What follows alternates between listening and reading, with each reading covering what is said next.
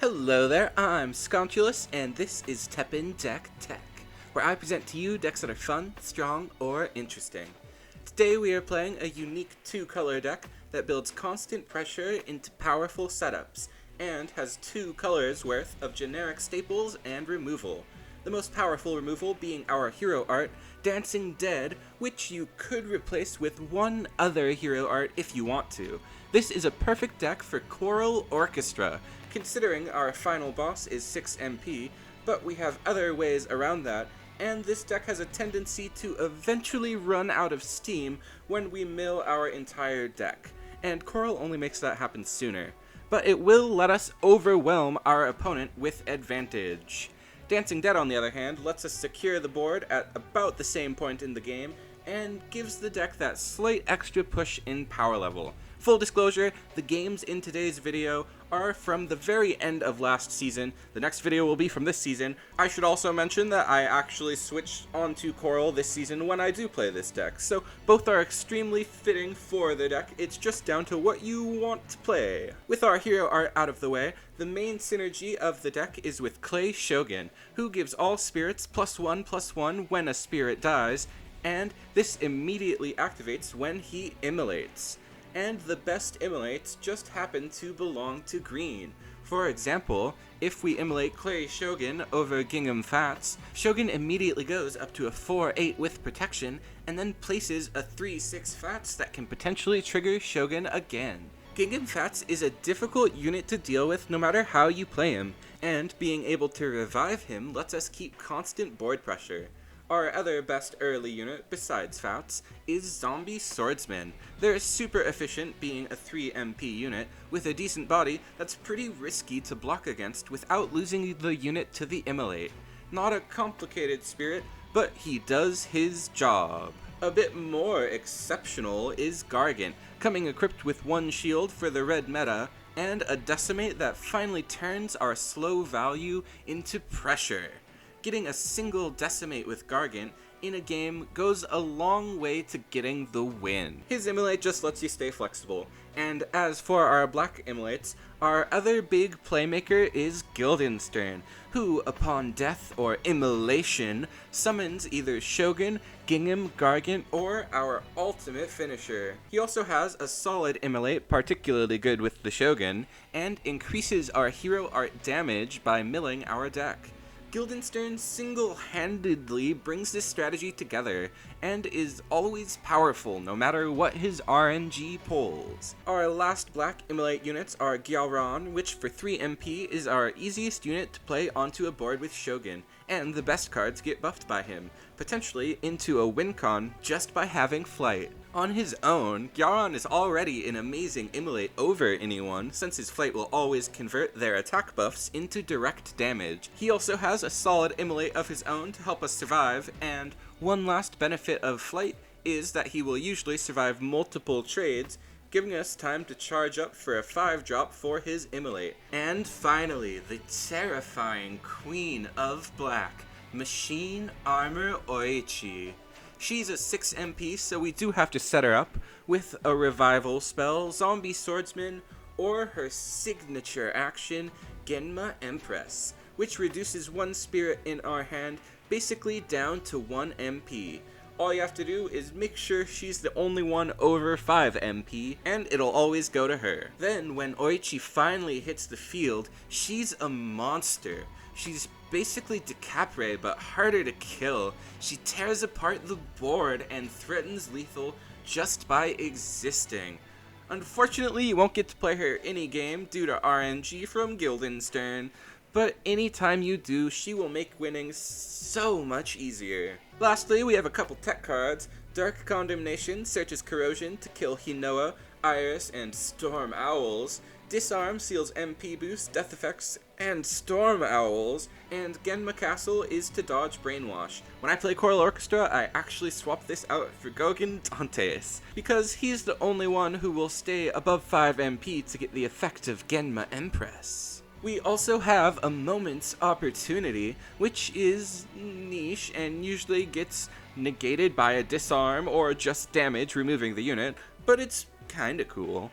if it's gonna go in any deck, this is the one. You can probably cut it for another revive. And last of all, the revives we do have are Rite of Reincarnation, which lets us win action phase every time, and the Goddess Dagger, a 1-card comeback that can even summon the Queen herself.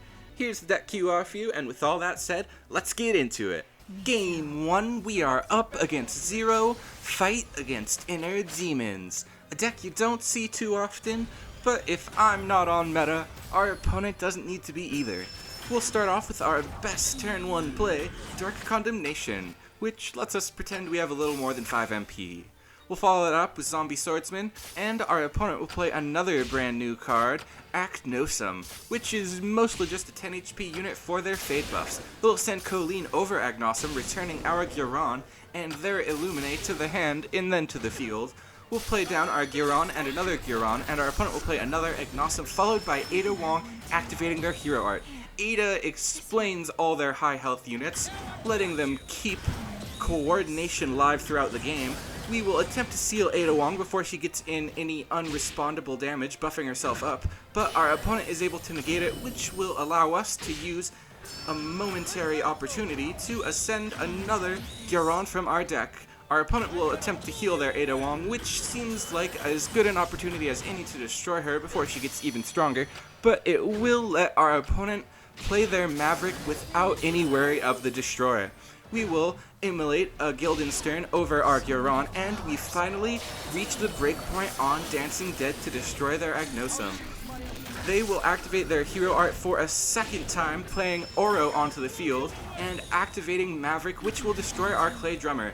When we ascended him over our Guildenstern, we also got Oichi, which will thankfully not be destroyed. We also have Genma Castle Footsteps, which will allow us to dodge the destroy entirely, getting a Gargant from our deck. Our opponent ascends Vergil in front of our Oichi, defeating her and returning Giron to our hand, and they have an entirely full field. We can play down our Clay Drummer to try and maintain some value and trade out with Vergil, but they are able to wipe our field. We'll activate Genma Empress, getting our Gargant in hand down to 1 MP, and we will have to use that and a Gingham Fats to try and block any incoming damage. Our opponent now has an unblockable Dhalsim and Ada Wong. Their Dhalsim will get buffed up even further to 4-6, and we can use our hero art to defeat their Ada Wong. We have Corrosion ready to drop on Dhalsim, and at the last second our opponent will drop Illuminate, swapping Dhalsim to the top lane, but we knew it was coming, and we dropped Corrosion in the top lane at the last second. We are real close to the end of the game, but we can put ourselves back in front of our opponent for the time being with Goddess Dagger, summoning Gargant from the graveyard. He isn't able to get in any meaningful damage on Aura, and our opponent plays a very unique tech that I've never seen before, Resonate Colleen. We'll play Guildenstern in the bottom lane, who will summon Oichi, and it doesn't look like our opponent has any good Resonates. They have to use 7th from the past to return the unit that got buffed to the hand. Must feel bad, and Colleen dies with no real impact on the game. Our opponent plays down their last Ada Wong, and we will play down another Gingham Fats, as well as Zombie Swordsman. We are completely out of cards in deck. We just need to hope that what we have is enough to overwhelm our opponent. They have one last buff for Maverick Hunter, but without anybody on field to reduce Oro's damage, it will not be enough, and that seems to be the last thing they have to stop us from taking Game 1. How did I do? Game 2, we are up against another very uncommon hero art, Genesis. This one barely even has any support in Standard, and is solidly meme tier. Hopefully it'll be as easy as I expect. We'll start off with Gingham Fats, and our opponent uses Jolt to set up our Immolate for Zombie Swordsman. Our opponent plays down Golden Queen Atolka, and before it can search its action, we will attempt to disarm it. Our opponent responds to that with Brought to Light, and I don't see the action as too much of a threat, so I will use Dark Condemnation to search Corruption, giving our opponent the chance for a second Brought to Light. They have 2 Castle on the run in their hand, and we will play down our Clay Shogun. They will activate Primal Roar, which will give 4 more damage to their fate-defying Ryu, allowing him to one-shot our Gyaran. They will activate their first castle, healing Ryu by 2 HP, giving him 1 more damage for his attacking effect. We can take 1 hit with our Gyaran, and our opponent will use True Self, which we respond to with Rite of Reincarnation, giving our opponent the chance for the second True Self, allowing them to one-shot Gyaran with the attacking effect, and the second Gyaran that's summoned from the graveyard with Ryu's 7 attack. Our opponent uses their second castle on the run, now at 7 memory, and they activate Genesis, searching 2 more. Each one of these will give him +1/+3. We have no choice but to use our Goddess Dagger now, because they are definitely going to give us more than enough damage to finish us off. There's nothing we can possibly do. They take a stunning game 2. Game 3, I figure if you can't beat the memes, why not take on the meta? This time, we're up against the oppressive meta deck, Ryu, Shinku, Hadoken. Our opponent starts off with Moira Burton, and we will play Gingham Fats in front of her to try and set up our Immolate, but our opponent can deny it with Princess Yuki.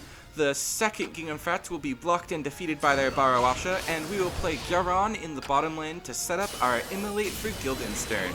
As soon as we do, our opponent ascends Sagat to defeat them, and we are very lucky, pulling Machine Armor Oichi on the first revive. We are then able to Immolate over her with Clay Shogun. After she defeats both of their units, our opponent uses Jolt, which they might have misunderstood the Immolate from reading it. It looks like it works 1 time no matter what, but it would have ran out after the attack cycle. He is able to get 1 damage twice more from their Princess Yuki, and we will then use Corrosion on Sagat, which our opponent responds to with Dual Dragon Hado to defeat our Clay Drummer, but we can mitigate the loss using Rite of Reincarnation. Our opponent plays down Gertrude to defeat our Gingham Fats, and then uses their Shinku Hadoken to defeat the second one. Their Princess Yuki is now down to 2 HP, making them the perfect target for the Decimate on our Gargant. We will play down Guildenstern in front of their Blady, and it will summon Oichi for the second time. We will play down our buffed up Gingham Fats in the top lane, and our opponent needs some very good answers very quickly. They will play down Celtis Queen in the top lane to contest our Gingham Fats, and by playing Nina and using their Shinku Hadoken, they are just barely able to defeat our Oichi. But we still have damage coming in the top lane. They can activate Jolt, but they'll need to get very lucky to stop us from winning game 3.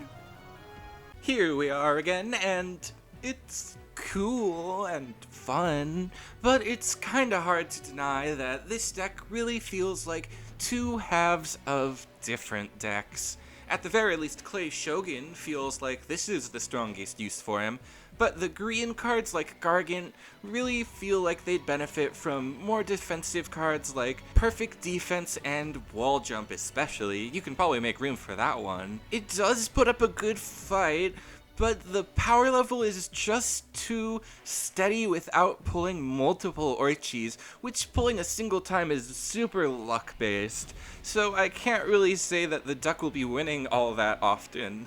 I think the deck's a blast regardless. If you want to try it out and you have the cards, there's a couple changes you can make to make it more affordable. You can swap the Gargants out for Bandit Spider as another, even more efficient way to grow stats. And you can play 1 Namehage. I wouldn't play more than that, cause he can pull himself from the deck. As far as matchups go, red is probably the thing we're most prepared for, with Dark Condemnation dealing with most of their problem cards.